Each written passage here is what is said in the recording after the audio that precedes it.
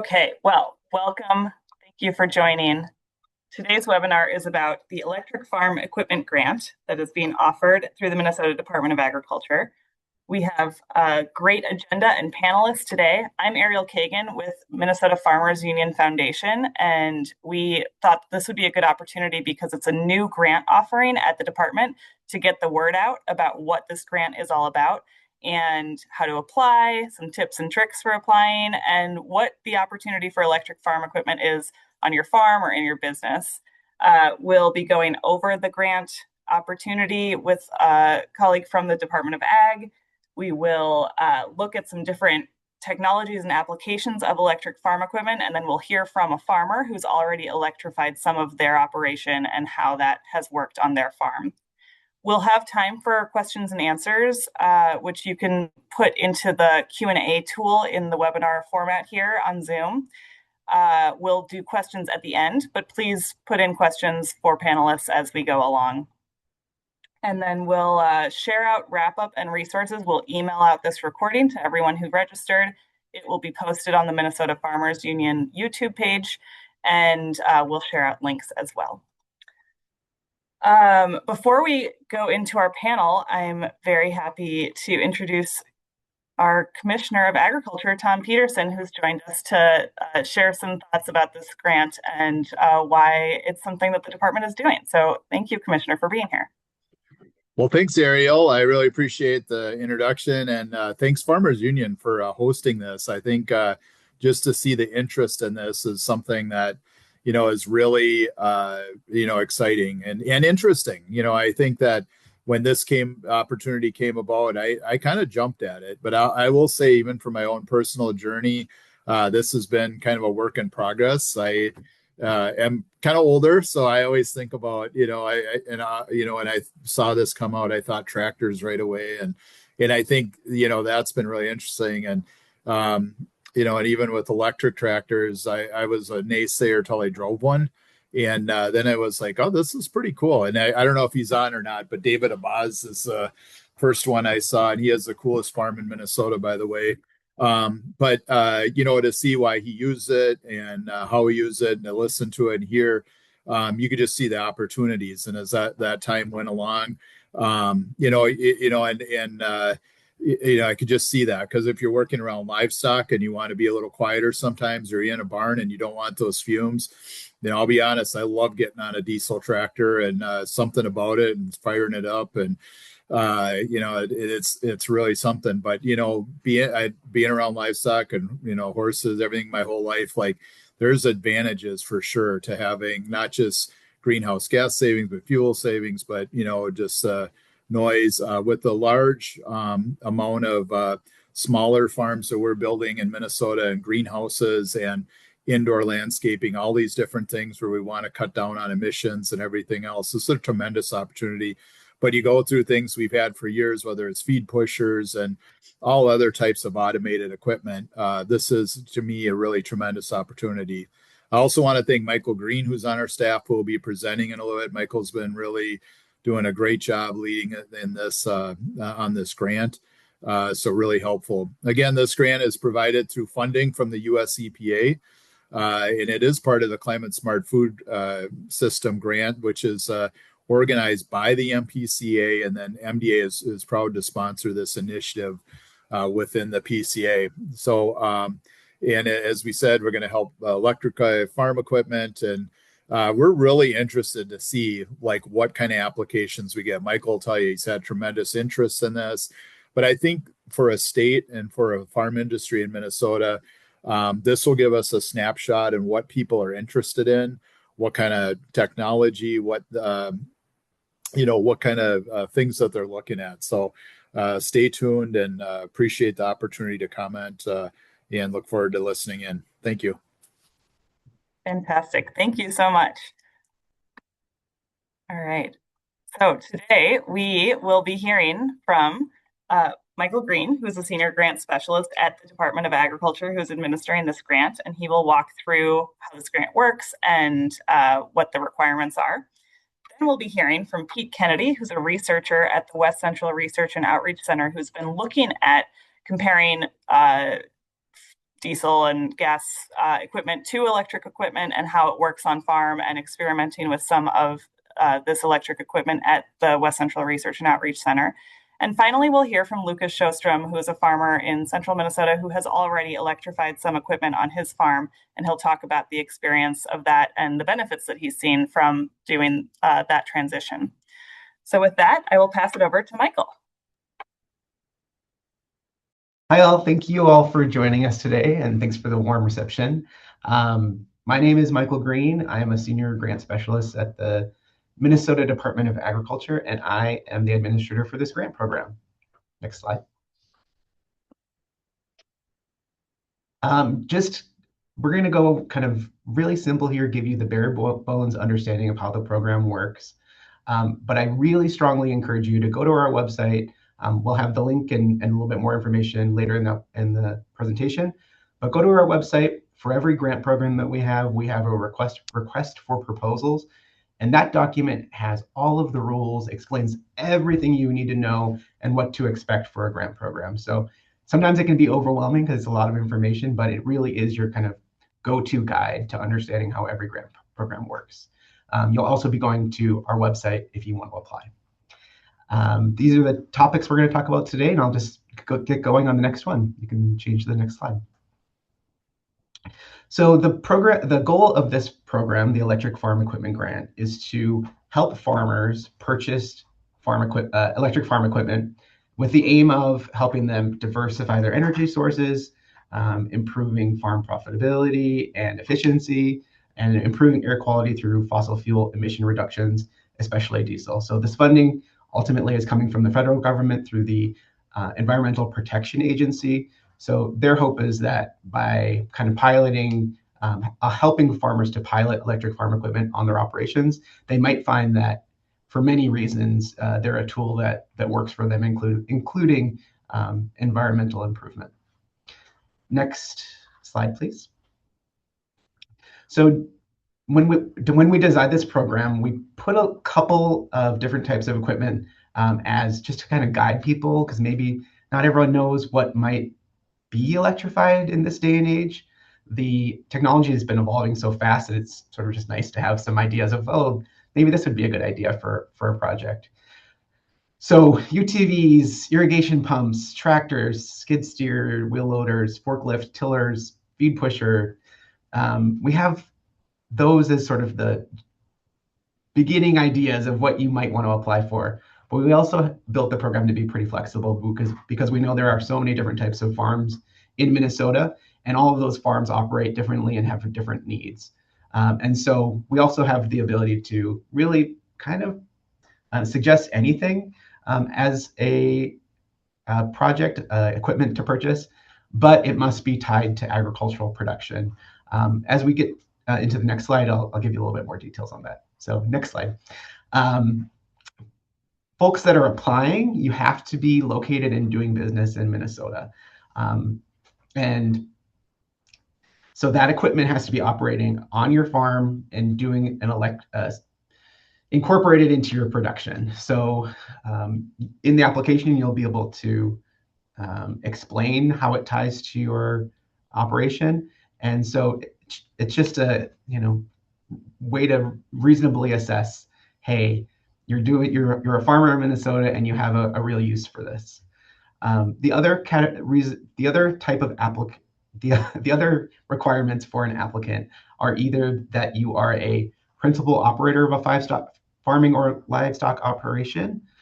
So that would be the person or entity that's running a farm operation, or you're an organization that trains or supports farmers. So think like nonprofits that are supporting beginning farmers, or farm incubators or other types of entities that are helping our farmers across the state as well. Next slide, please. The total amount of funding that we have available is $6.6 million. For this program, if you are awarded, the maximum size of award that you can be awarded is $150,000, and the smallest is $1,500. The way that the grant works is that if you are awarded a grant, you would go out and purchase the equipment that you're contracted for, and then you would submit invoices and proof that you made that purchase to the MDA.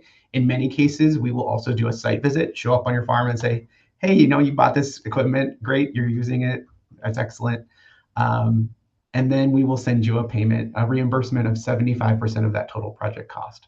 So if you were interested in the $150,000 award, you would need to spend $200,000 on electric farm equipment. In your application, you can apply for any amount of equipment, any amount exceeding that $200,000 total project cost will not be reimbursed. So just kind of fit your project to $200,000 at the max. Just a reminder for everyone that grant awards are taxable income. So if you do receive an award, you will have to pay taxes on that. So I don't want anyone to, at the end of the day, receive an award and have a tax headache that they didn't plan for.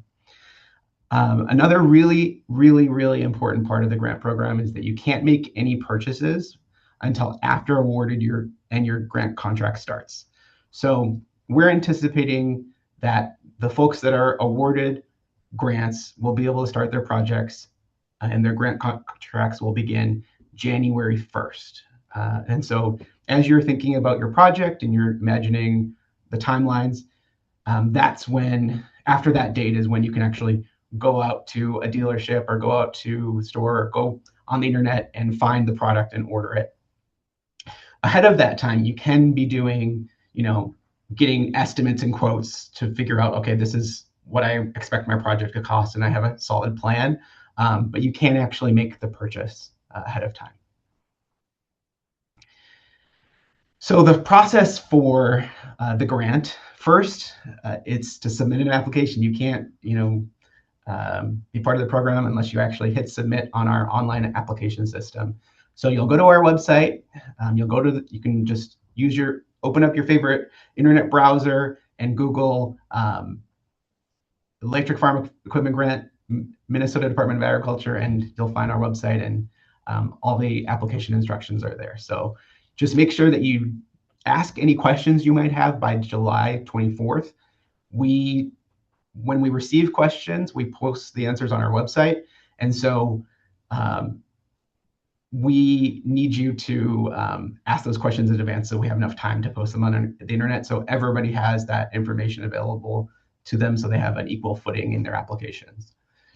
The other really important part of the application is that it's due by August 11th of 2026 at 4 p.m. We always have a couple folks every year who filled out their entire application, but they never actually pushed the submit button. So I will urge you to remember, push that submit button and be really sure about it by the end of that day. The next step after we receive all of those applications, so after August 11th, we will have external reviewers. We'll have a big cohort of folks with expertise and experience on farms review the applications. We have what is called an evaluation profile that I'll show you on the next slide. And that profile basically defines how we're going to rate the application. So I will draw your attention to that in the request for proposals as you're developing your projects to look at that. And the more competitive projects will take that evaluation profile into consideration as they're developing their projects. We expect to notify our applicants in around October of 2026, so this fall, whether or not they will be receiving an award or not. And after that point, the projects that do receive an award, they will begin working on contracting. And as I already said, this is really important, you can't actually start your project until the contract begins. And we do expect those contracts to start around January 1st. So it'll take a little bit of time to get all of your information, get it into a contract, get everybody to sign, and then you can start your project. Next slide, please. So some tips for submitting a successful application. This information is in the request for proposals, so it's available to everyone, but it applies to really any grant that you might apply to, especially at the Minnesota Department of Agriculture.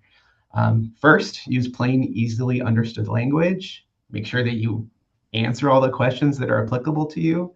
A lot of folks will just get tired as they work through an application, or maybe they're working on it last minute and they miss a couple questions. It's very easy to lose points if you don't answer all the questions. Strongly consider answering the optional questions too. So sometimes a question will say optional next to it. If it's relevant to your project, it's a really good idea to answer and give the reviewers as much information as they can. Ensure the application is your own. Sometimes folks apply and they maybe worked with a grant writer or they worked with a family member. Reviewers can tell if it's not genuine or there's not a lot of clarity in the project. So make sure that it does reflect kind of your need and what you're hoping to do. Another really important part is that you make your budget realistic. So you do a little bit of the work ahead of time to get quotes and bids, because that forward planning is also part of our evaluation of your application.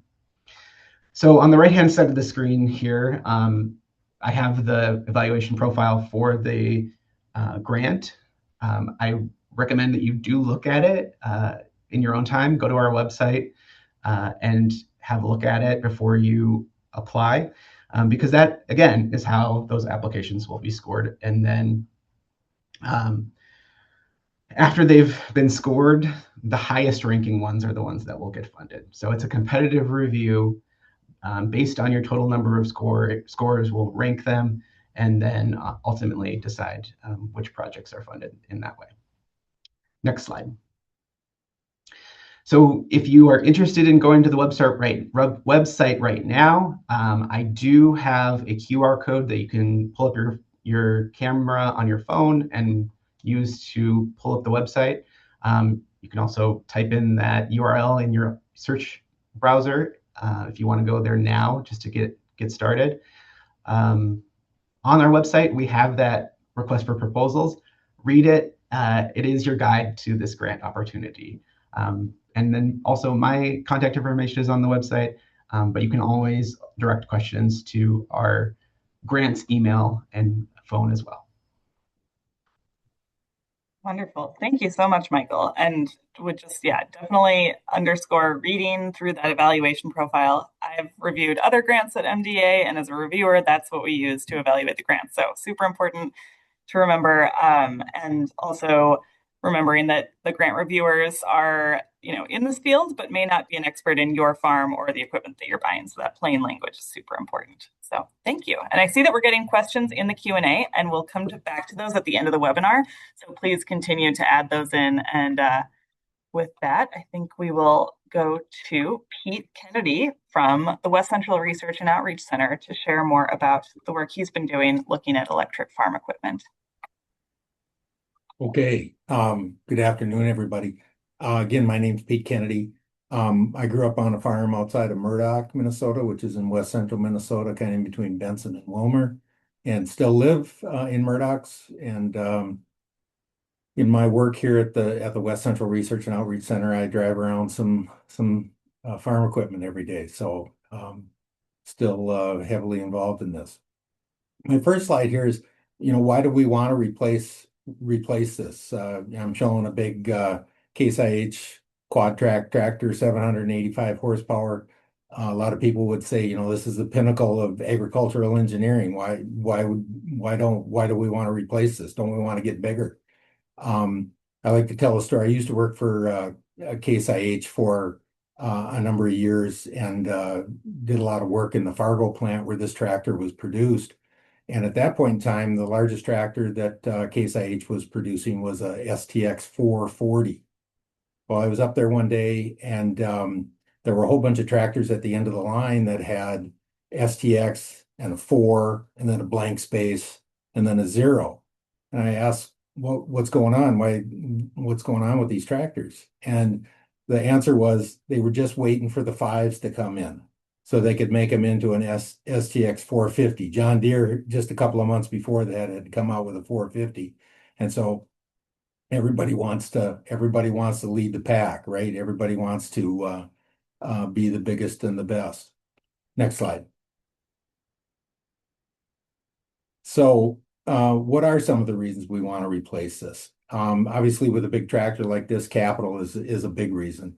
One of these tractors right now, John Deere, kind of in the same range, anywhere from 850,000 to $1.1 million to buy a tractor like that. And fuel, obviously, fuel's coming down just a little bit now after it went up here a while back, but still we're looking at $4, $4.50, even for off-road diesel. So it is a certainly an expense we have to consider. And a big tractor like that, one of the reasons is kind of tied in with the next bullet. One of the reasons we have a piece of equipment like that is we are having trouble finding people to drive these tractors around. Now, automation will eliminate some of that. Obviously, most of these are being driven in the field with GPS right now. But all your eggs are in one basket. If something happens to that tractor, your operation is down. And we think smaller equipment probably is going to be an answer to that. It's hard to electrify 785 horsepower tractor, but we can electrify more smaller tractors. And we just see a general trend from the work we're doing here at the West Rock that we're moving from fossil fuels to electrification.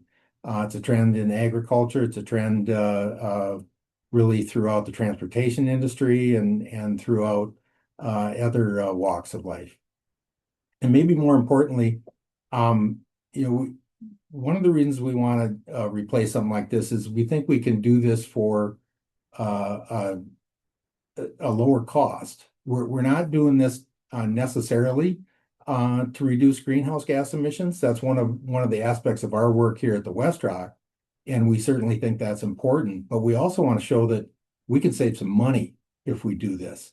And so, especially if you have a net metering application on your farm, you've got solar panels or small wind turbines. You're not just offsetting the cost of electricity that's delivered onto the farm. You're offsetting the cost of diesel fuel as well. Next slide, please. And so I just want to show this. I don't want to really get into a lot of detail here, but we know electricity and diesel fuel certainly on an upward trend over the last 35 years. But what I wanted to really show here with this is that electricity is much more stable. It's generally a regulated industry.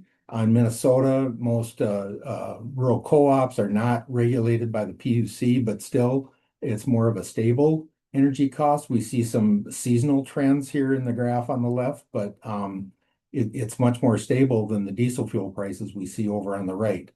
Obviously, they can go down, but they can go up just as easily. Next slide. And so how do we compare electricity and diesel fuel? We can do that if we look at the energy content of both of those. And so if we look at a kilowatt hour of electrical energy or a gallon of diesel fuel, we can express both of those in terms of BTUs. And so maybe if you kind of remember back to your high school physics class or maybe 8th grade science class, British thermal units, it's a unit of energy. We can equate both of those to that same unit. And when we look at the cost of that, kind of based on our previous chart, we're looking at if you can buy electricity at 12 cents a kilowatt hour, that is roughly equivalent to $4.50 a gallon of diesel fuel. They roughly have the same amount of energy. And that amount of money buys you the same amount of energy. Next slide, please. One of the things that we're going to show here in some later slides is we're doing this much more efficiently from an energy standpoint and consequently a cost standpoint. And the biggest reason for that is just the efficiency of electric motors versus diesel engines. Electric motors, the type of motors that are being used in a lot of this equipment now are 90% plus efficient, 92, maybe not even 96% efficient. They produce max torque at 0 RPM, so the profile of where that usable energy can be achieved in motor speed is a quite a bit wider range than a diesel engine. And if you're idling an electric tractor, for instance, or an electric piece of equipment, it might be on, it might be ready for work, but you're not really using any energy. Maybe a little bit to run the display or something like that, but you're not sitting there using diesel fuel, letting it idle. And really, there's virtually no maintenance on the electric motors. Depending on the piece of equipment, there certainly can be maintenance items, wear items, things like that. But the motor itself, virtually no maintenance on that. Diesel engine, about 40% efficient. Maybe there's some work being done with some of the manufacturers. They're getting, close to 50%. But all that energy that we just talked about on the earlier slide, when you're using a diesel engine, you're only getting about 40% of that energy out of that engine to be able to actually do some work. The rest of it's going up the exhaust stack into heat and different things. So it's really much more efficient to use electric motors. And obviously, we're all familiar with having to do oil changes and things like that on a diesel engine. Next slide. Now I'd like to talk a little bit about some real world experiences we have had here with an electric tractor we have at the West Rock. We have a Monarch Mark V tractor. This is a photo one coming off the assembly line out in California. Ours isn't this clean anymore. We've had it out in the field, and it's gotten dirty a lot more than this one. Next slide, please. A little bit of the project that allowed us to purchase this tractor and why we have this. It was part of a larger project that we were developing something called the Solar Shade Power Station, which was a large movable solar array that was used for shade for dairy cattle out in pastures. And that's a whole other project topic. And I'd if you want any more information about that, contact me and we can certainly talk more about that.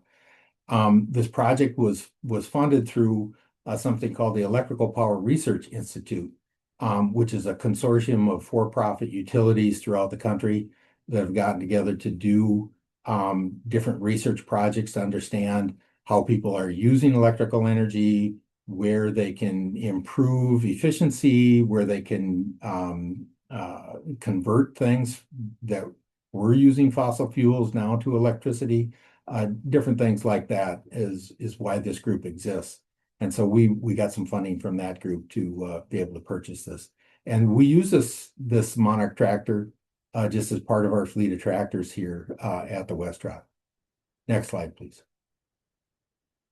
Here's some specs at a glance. It's not a real big tractor, but it's in the 40 horsepower range. It's kind of in a lot of ways, it's just a regular tractor that you might have on your farm, a mechanical power shift transmission, category 1/2 hitch. It's got ag tires on it. The hydraulics got 2 remotes. It's got high flow hydraulics. But down at the bottom, obviously, there's where we start talking about some of the differences. We charge this through a J1772 type plug, which is a level 1 or a level 2 car charger, EV charger, if any of you are familiar with that. And we also can supply electrical power out in the field. So we've got 110 and 220 AC power that we can supply with this tractor. It's got a 100 kilowatt hour lithium iron phosphate battery in it. That's the energy source that we use to drive the tractor around. Next slide, please. Just a few pictures of it in some of the things we've used it in. We've used it in you see a couple of shots there where we're tilling some ground and planting soybeans actually in this particular picture. This is at a test plot down in between Danube and Olivia. There's a group of farmers down there that are testing out some solar panels out in row crops. And really the idea is that we can plant right through those solar panels and not really take any usable farmland out of production, but we can still produce some solar energy. Again, another project I'd be happy to talk to you about, but you know, we've used the tractor in many different applications. One thing I didn't put in here is we have a snow blower for this tractor. So that was one of the things that EPRI wanted us to do a little bit of research on, is how it stood up in cold weather. We have done some tests on that. We have actually blown snow with it. Little bit challenging without a cab on it. Won't snow in the winter. Probably a lot of you guys and gals have done that, but yeah, you got to put your overalls on when you're blowing snow with this tractor. Next slide, please. We've done a number of head-to-head tests with it, where we've taken one of our other fleet tractors. In this particular case, it's a Case IH CX70, similar size tractor, a little bit bigger, but you know, it'd be fairly comparable to what you might have on your farm. And so we've done some head-to-head tests with that. This particular one here is a tillage test that we were doing last fall, where we were just taking a mounted disc and going out and tilling the same amount of acres out in a field last fall. Next slide. And the top line here really is that we used about 50% less energy. Going back to that slide where we were talking about the energy efficiency of electric motors versus diesel engines, you can see here that this is roughly matching up with just the energy efficiency of those two power plants. And so when you look at it from an energy standpoint, like I said, about roughly 50% less energy. And again, if you look at the very bottom line here on this slide, that's where we come back to, this can be an economic boon as well as environmental advantages of electric tractors. We're using, you know, in this particular case, we depending on, you know, what you're paying for all those inputs. But in this particular case, it was $5 to till that same amount of field, compared to $9.62 for the diesel tractor. Next slide, please. Just some other tests that we've done, head-to-head tests that we've done with the tractor. And again, you can see that we're, you know, reducing the energy input well over 50% in these couple of tests. All right, next slide. Eligible equipment, I guess we already Michael had gone over some of this, so let's just go on to the next one, please. I've got a few slides with some equipment and some specs on here, but again, this is by no means a complete list of what might be eligible. And certainly I'm not making any recommendations as far as manufacturers or equipment or anything like that. I'm just trying to illustrate what you might be able to take a look at, and things that are actually available for sale. Bobcat has a track loader that is for sale right now. I did talk to a local dealership here yesterday. They said there are plenty of these available. They are kind of spendy. They're in the $300,000 range, so a little bit more than what this grant would top out at. But you know, if you're serious about looking at one of them, it certainly could help defray the cost for one of those. They're 100 horsepower equivalent, and they think they've got about 6 hours of runtime on this. So, you know, if you're using that, especially like in a livestock operation, you're inside, you don't have the fumes, and then there's no fluids with this one. There's no hydraulic fluid. There's no ethylene glycol. You don't have to be worried about putting in propylene glycol instead of the ethylene glycol. So, you know, if it was a livestock operation, obviously a lot of advantages for that. Bobcat also has a mini excavator available. I don't have a cost on that one. That's more in the tens of $1,000s range, but they have those available as well. Next slide, please. You know, this is maybe a little bit of a dust slide, yeah, there's a lot of people with electric mowers, uh, Deere, Toro. They also have, these are maybe a little bit more residential, but both Deere and Toro have more commercial, larger mowers available. And again, depending on your farming operation, what you're doing with that mower, certainly may be a better fit. But there's quite a few electric mowers available. Next slide. And then we get back to looking at some tractors. Fendt, AGCO, an AGCO brand, they are available. Right now, they're only selling them in the Pacific Northwest, Washington State, Oregon.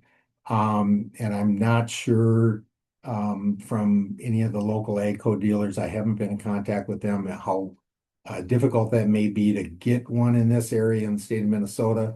I don't think the grant precludes you from buying it out of state. Obviously, you have to operate it within the state. But that's a roughly about the same size tractor as the Monarch. Obviously, looks like it has maybe a lot more features that you would expect on a normal, quote unquote, normal ag tractor these days. Same 100 kilowatt hour battery and about a 4 to 7 hour runtime, depending on what you're doing with it. That's what we get with the Monarch, by the way. We can run that for 6 to 8 hours, again, depending on what we're doing with it. And then on the bottom of the slide here, maybe some of you are fans of the old Alice Chalmers G. Tillmore is a company that makes a lot of tillage equipment. They have electric version. They call it their Super E, a little bit more simpler tractor, maybe a little bit easier to maintain. It looks like they use 48-volt golf cart batteries, basically, as the power source on this. And depending on how many batteries they have, they say they can get up to upwards of 8 hours of runtime. And I think for a base model on this, this is a 20K unit, so a little bit more affordable unit. And if you're looking to replace some hand labor in a vegetable operation or a small row crop operation, this is maybe a good fit for your operation. With that, I guess we'll go to questions at the end here, but certainly I'll be happy to answer any questions at the end. Fantastic. Thank you so much, Pete. It's really exciting to see what's going on out in Morris at the West Central Research and Outreach Center. If you haven't been, to the audience, if you haven't been out there, it is really fun to visit and see all of these experiments that they have running. And all of it's sort of like, a mad scientist lab of what you can do with new equipment for agriculture in Minnesota. So thank you, Pete. And we do have questions. We'll come to those at the end. And so now we're going to head over to hear from Lucas, farmer, co-owner of Redhead Creamery and dairy farmer who has done some work electrifying equipment, upgrading power, and we'll talk through some of the details on that. So Lucas, over to you. Thanks, Ariel. You can hear me well, I think, but my video, it says it's disabled by the host. Let's see, Lisa, maybe you can, there we go. Try that. There we go. All right. Hello, everyone. Thanks to Minnesota Farmers Union and the state of Minnesota for letting me join. And thanks for Ariel and Lisa for putting my slides together. My name is Lucas Shellstrom. As was said earlier, Redhead Creamery Lindy Farms is our farm, and we have had the opportunity to put together some electric equipment. Our opportunity is essentially, we have an agritourism enterprise, so we're trying to shift as much labor as possible from the farm to becoming available for the agritourism as that part grows. So just our logo and pictured with our diesel run skid steer. But we can go to the next slide, please. So I'm a farmer on nights and weekends. I work daytime, kind of automating systems for farmers doing other things. But here's two systems that we've put in so far. On the left there is a automated feed pusher upper from Lely. On the right is our system with my son behind from De La Valle, same thing. Two different systems. This is probably one of the best things we did, and it's the first thing we did. When we put it in, we noticed all the feed was gone the first night we did it. So rather than us with a skid loader and on a on a smaller farm, we think this is pretty typical, maybe 2 to 4 to 6 times a day. You'd push up feed to the cows, and hopefully they consume more, and therefore they're healthier and create more milk production. Well, the robotic feed pusher will push it up every couple of hours all through the night when we're sleeping. So that was one of the first things we did. You need a copper line underground, and that is essentially the installation. The techs come out and do it. These two brands I know are well represented in Minnesota, and that was something that's simple and easy, and also a good toe dip in the water. But the bad news about simple and easy is it doesn't have all the bells and whistles, and so learning to program these things and learning the interface that it comes on, these are very, very basic systems, and don't think of these as AI robots. Some of these things end up out in the woods or across the street from where they should be from time to time. And that's just something you need to know, that this is not 2026 level artificial intelligence. This is kind of generation one robots just following a line and doing what they do. And maybe in the case of the Lely, measuring the feed that's there as they go. Next slide, please. Somebody asked, I saw in the questions about upgrading to three-phase power. We, without this grant, did that. In our case, we were able to get rid of a bunch of three-phase converters from our single-phase system. We also did just recently get rid of our single-phase generator to be backup power. So that's been a really nice feature. We now only have one line, and those of you who know probably know that three-phase typically has a lower cost for the amount of energy that you need, and also is cleaner, more consistent power. When you get all three phases in and running to your especially big equipment with big motors, those motors run better and therefore last longer. On the left is our single phase going out. On the right is actually I know I don't usually stand around and take pictures of three-phase lines, so this is a three-phase line outside of a dairy plant, I believe. But just the difference, something that never really popped into my head until a couple of years ago. If you see three lines, that's three phase. If you see a single line with kind of a ground wire down below, that's single phase. So in case you're wondering, oh, I wonder what I have on my farm, that's the big difference. But again, the larger equipment you get, typically the better three phase is. And in our case, when we switched to the electric robotics that milk our cows, we could have either put $10,000 worth of phase converters on all four of them in total, or I believe our three-phase cost to run it a long ways, we ran it a mile and a half, was I think around $60,000. So a fifth of the cost was covered for us, even though we had to run it a very long ways by just not having to do those phase converters. And then we slowly began phasing out all of our other motors, and our electrician, if you find a good electrician, they can balance your power with anything that needs single phase. So now we have fully eliminated our single phase line at our farm. Next slide, please. Oh, I almost forgot. There's significant rebates with power also. And so when you upgrade things with drives or equipment, and this doesn't matter if it's single phase or three phase, but the second bullet point there is just contact your utility, especially electric co-ops, but also our general for-profit utilities. They are incentivized to get lower rates for you by giving out rebate programs. So they have kind of a level of rebates they need to give out each year. And there is typically somebody at every single company who is happy to help you get rebates. And they might be hundreds of dollars or thousands of dollars. In our case, when we switched from a parlor that worked for 8 hours a day over to a robotic milking system, they were able to give us, I think, a couple of $1,000s per robot because we were now using power on a more consistent level throughout the day. Now, next slide, please. Two robotic systems. If you're on this webinar, it's very likely you've seen these, whether you're a dairy farmer or not. But there's two different brands, and there's other brands out there. These are actually ours being installed on the left.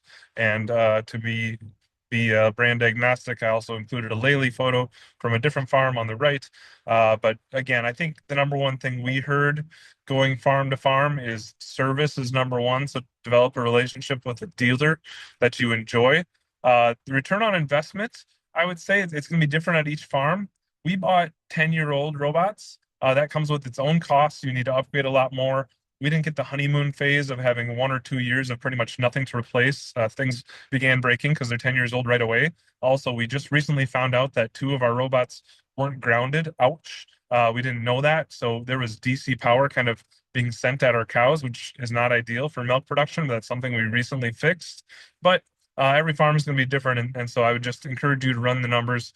I would not rely on this for increased milk production. Some herds definitely do see that. In our case, we wanted more flexible labor, and that's the reason we made the switch, is just being able to spread our labor out throughout the day rather than having two set times 12 hours apart. So every farm is going to have different considerations. Next slide, please. And I think that's it for me. So I'll turn it back to you, Ariel. Fantastic. Thank you. Thank you so much, Lucas, for sharing that and sharing some photos from your farm. With that, I'll ask the panelists to come back on camera and we can go to questions. We've been getting lots of questions in the chat, and I see some of them are being answered. Let's just run through one question, maybe for Pete or maybe Michael, is where should people look to find available equipment if they're not finding any? And maybe to pair it with another question, it sounds like sometimes people are getting pushed away from electric equipment by dealers. Any strategies for navigating some of that? Maybe that's a question for everybody. I guess I'll start. I don't have any real great resources for finding electrical equipment or electric farm equipment. It's not like there's a Wikipedia page for it or anything like that. So unfortunately, it is going to take a little bit of digging on your part. I mean, obviously, just even a simple Google search will yield quite a few different things, especially if you can be specific in the type of equipment you're looking at. It is going to be a little bit of a mixed bag at dealerships. I talked with the local Case IH dealer here in preparation for this. They don't have a tractor available right now to sell that's on their order sheet. He thinks they will be able to do that in 2027. But he was more than willing to talk to me about it. Real open, stuff like that. I talked to the local John Deere dealership about their tractor that they have announced. Maybe announced is too strong a word. They've put it out there. They've had it at a few shows and things like that. And he's just kind of like, well, they'll announce it and it'll be available. And he wasn't real excited about it. So unfortunately, that's probably some of the sentiment you're going to run into. But so you're going to have to be a little bit more of an advocate for yourself and be a little bit more forceful at times. But there's definite advantages to it. And so another thing maybe I'll mention right here. Unfortunately, our Monarch tractor that we have, Monarch has gone out of business. And so the support that we have from them is not there anymore. And so some of this equipment, I don't think this grant precludes you from buying a used piece of equipment, but you have to be a little bit careful there as well. That some of these startup firms that produce some of this equipment may or may not be able to support you in the future. Yeah, super important consideration. Another question we got for Pete maybe is, will there be electric tractors at Farm Fest that people can see? Yeah, we'll have our Monarch there for sure. And I guess I can't speak to anybody else, but any of the equipment manufacturers, but we'll certainly have our Monarch there. We have a booth at Farm Fest. We'll have one this year, and the Monarch tractor will be there. Great. Another question for Pete. Were any of the tillage tests done pulling a strip till rig? No. We are kind of limited. The Monarch is a little bit smaller tractor. We've tried it on a few things where we have run it out of horsepower. We know we can't run a silage bagger with it. It won't quite do that. And we don't do any strip tilling at the West Rock right now. We're converting all of our fields over to our organic, and I know that's not mutually exclusive, but we don't do any strip tilling. So unfortunately, no, we haven't done anything with strip tillage. All right, area for future research maybe. Michael, we got a number of questions about specific things like electric chainsaws, solar panels, three-phase power. Do you want to just speak again to the eligibility and the way that people can justify proposals as well? Sure. I have to be careful with my answers here. I am limited in what I can say because, again, we have to post things on our website. So do go to our website as you're filling out the application because as more questions come in, I will post there. But I'm able to answer most of these questions because we already do have answers listed there that address them. For three-phase power, it is eligible, but it must be tied to other equipment that you're getting as part of the grant. So anytime we're doing upgrades, it has to be tied to actual equipment, farm equipment that you're purchasing as well, beyond just electrical upgrades. Chainsaws. So yes, like I said earlier, basically anything that is electric farm equipment could be proposed as part of your application. You will need to justify whether if it's a good fit. We will the reviewers will scrutinize what you submit to make sure that they are tied to agricultural uses and fit the requirements of the grant. But if you go to page 27 of the request for proposals, that shows the application questions that are related to these types of equipment. So kind of might give you some idea of how to kind of plan ahead for things that weren't already in the application, like tractors and things like that. Solar panels, those are eligible. So this is part of a longer question, so my wording's weird here, but basically, yes, solar panels are eligible if they're required to power equipment. So let's say you had some sort of equipment that you wanted to purchase and it was going to be out in the middle of a field, and the best way to get power to it would be to have a solar panel out there with it. That type of situation is eligible, but solar panels and generation equipment in general by itself is not eligible. It has to be tied to the equipment that is going to be doing the work.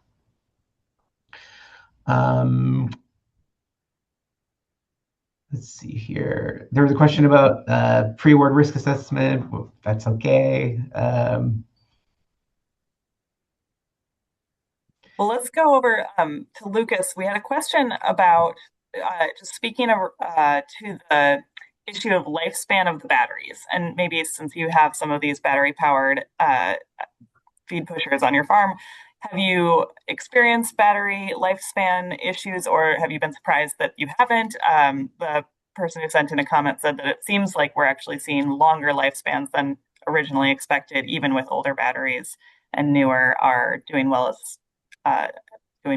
too. So maybe Lucas, you can speak to your own experience, and then Pete, if you have anything that you've seen in your research around battery lifespan. Well, yeah, thanks for the question. I guess I can say that when it comes to electric, you need batteries, whether it's part of the equipment's just normal running or if they're run off it. Um, our feed pusher has been fantastic. We haven't had any issues there. It's just deflates when it runs and it charges back up when it's charging. We have two, I didn't mention, we have two robotic manure vacuums, and those have had more issues, not with the batteries themselves, but with things shorting out the battery. So I think the battery life is fine. I know our winters here are hard on batteries, but it's actually been other electrical problems that short out the batteries. And then we do have backup batteries on all the computers and the robots themselves, so that there's when the power goes out, a 20-minute backup.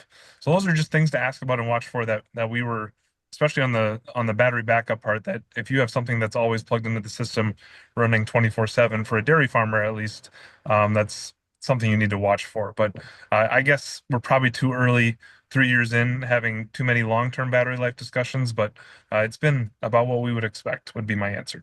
Thank you. Pete, anything to add? Well, yeah, not really. But I guess I will say just one thing. We've not had any issues with our Monarch tractor. I'm just trying to mentally think, we've maybe charged it. We've had it 2.5 years now. We've maybe charged it 100 cycles in that time frame. No issues with the battery.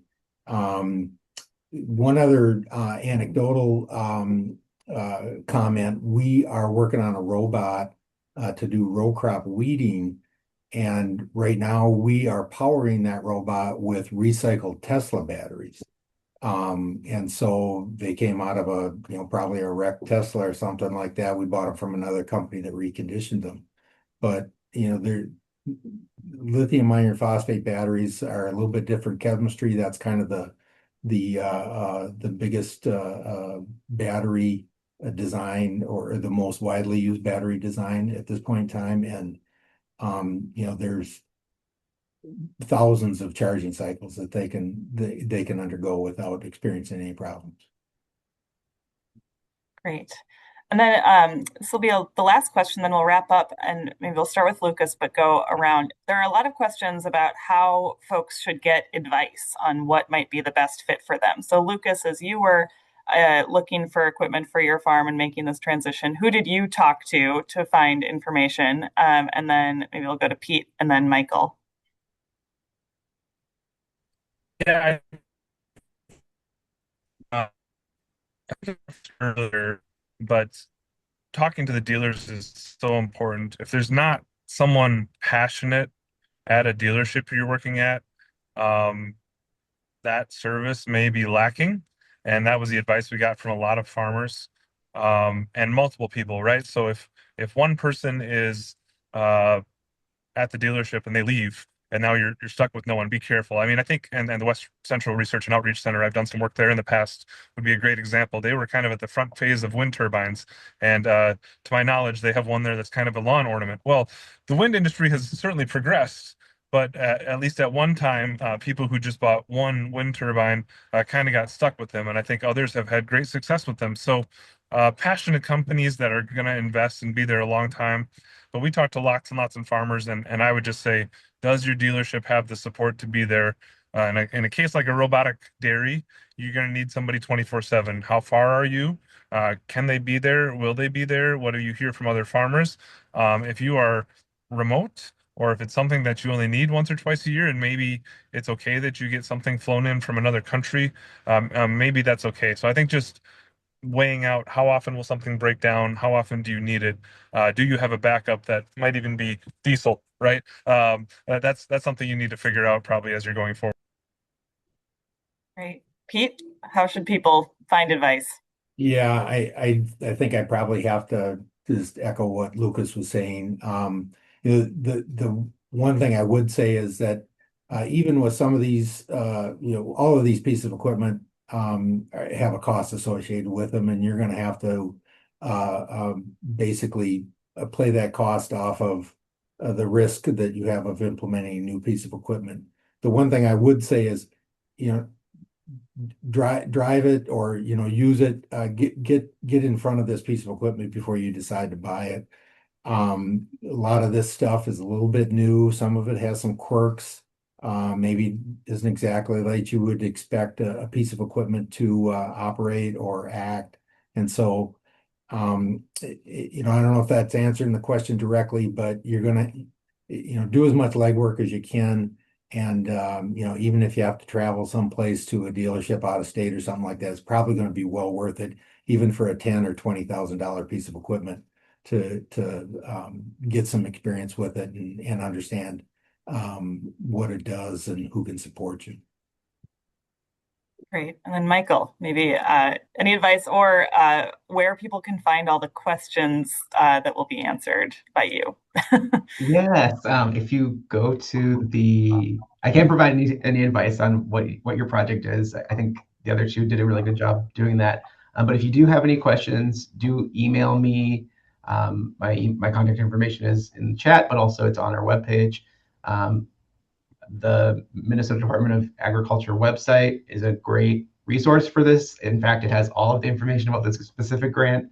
So again, go into your internet browser, search the Electric Farm Equipment Grant, navigate to our webpage, read the request for proposals, pay close attention to the evaluation profile for how those projects are going to be evaluated, and then go ahead and create an account on our grant application system and apply. And if there's questions along the way, do reach out. You have to ask questions by July 24th. All of those questions, the answers that I write up, will go on our website again, so you can always return there to see if there's anything new that might inform how you answer. But good luck. I really hope people have successful projects. Yeah, fantastic. Well, thank you so much, all of you, for sharing your wisdom on this and experiences. Um, Lucas, thanks for joining on the road. You're a busy guy and appreciate it. And just we got a question. Lucas is not driving, so still doing safe road behavior. Somebody else is driving for him. So really appreciate all of you. We will be posting this recording on our YouTube. We'll be sending out some follow-ups by email to those who registered. And we look forward at Minnesota Farmers Union to seeing this grant get out onto the landscape and improve the lives of Minnesota farmers. So thank you all so much and have a great rest of your day.